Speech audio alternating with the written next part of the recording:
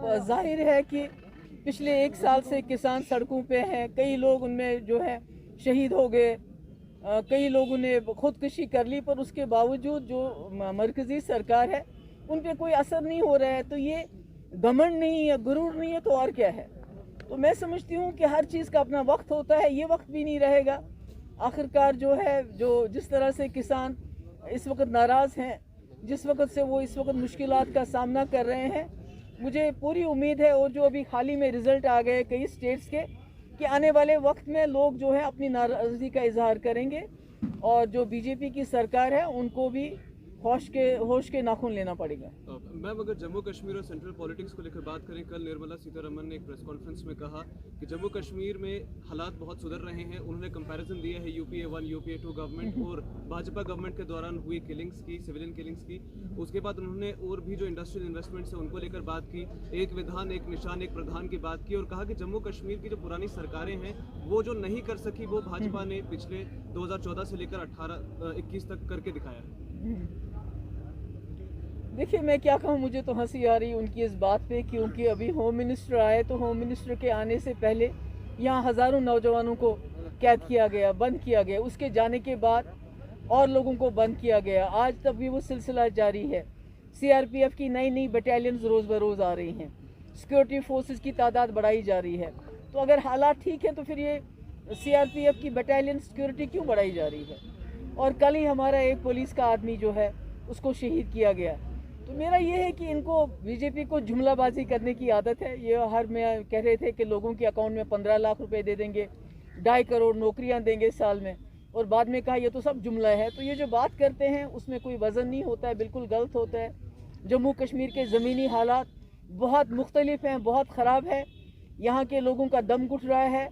यहाँ के लोगों को ज़बरदस्ती ताकत के बलबूते पे उनको खामोश करवा दिया गया है, और यहाँ की खामोशी को ये अमन का नाम दे रहे हैं, जो बिल्कुल गलत है। जी 5 साल हो गए नोटबंदी को, आज 5 साल ठीक इस वक्त, आज 5 साल पहले 5 साल का एक्सपीरियंस नोटबंदी का। नहीं, देखिए, वो कह रहे थे नोटबंदी से जो है काला पैसा वापस आ जाएगा, जो है जो वायलेंस है वो ख़त्म हो जाएगी, और दूध की नदियाँ बहेंगी, फिर लोगों को पता नहीं क्या इससे मिलेगा, सारा करप्शन ख़त्म हो जाएगा। बल्कि इस वक्त तो पहले जितनी करप्शन कभी नहीं थी अब है, मगर बड़े सोफिस्टिकेटेड तरीके से करप्शन हो रही है। जैसे प्राइम मिनिस्टर केयर फंड, वो करप्शन नहीं है तो क्या है, जिसका आप लोगों को हिसाब नहीं देना चाहते। बहैसियत प्राइम मिनिस्टर आपके पास फंड है, आप उसमें जो है अरबों खरबों रुपया जमा है, उसका आप हिसाब नहीं, तो इससे बड़ी करप्शन क्या हो सकती है। मैम, आपने भी प्राइम मिनिस्टर फंड की बात की, 37 वेंटिलेटर्स एसएमएस में पहुंचे थे, वो डिफंक्ट है सारे, उसके आपका क्या कहना है? नहीं, मेरा यही न सिर्फ यहाँ जो वेंटिलेटर पहुंचे वो डिफंक्ट थे, बल्कि जो गुजरात में भी वेंटिलेटर थे और जगहों पे भी थे वो डिफंक्ट थे। तो मैं कहती हूँ सबसे बड़ा गपला जो है वो प्राइम मिनिस्टर्स केयर फंड में है। अभी अगर देखा जाए काफी ज्यादा ऐसे मुलाजिमों को अभी सैक किया गया है, जिसमें पिटी थिंग्स पर उनको निकाला गया है, उस पर क्या कहेंगे? बिल्कुल गलत है। मैं वही तो कह रही हूँ कि एक तरफ से एक दावा करते हैं जम्मू कश्मीर में हालात ठीक है, दूसरी तरफ से ऐसे इकदाम करते हैं जिनसे यहाँ के लोगों के, अभी बिजबिहाड़ा में 2 लोगों को इन्होंने नौकरी से हटा दिया, उससे पहले यहाँ हटा दिया, पूरे कश्मीर में वादी में, और उसके बाद 48 साल की उम्र में भी कई लोगों को जो है उनको रिटायर कर दिया, नौकरियों से निकाल रहे हैं। ना कोई अदालत है, ना कोई वकील का डिस्कशन है, खुद ही वकील, खुद ही जज, खुद ही वकील, और खुद ही सज़ा सुनाते हैं, जो बहुत गलत है। इस सब की जो नतीजे, बेशक इस वक्त इन्होंने ताकत के बलबूते पे इस वक्त लोगों को खामोश कर दिया है, तो ये वक्त नहीं रहेगा ऐसा।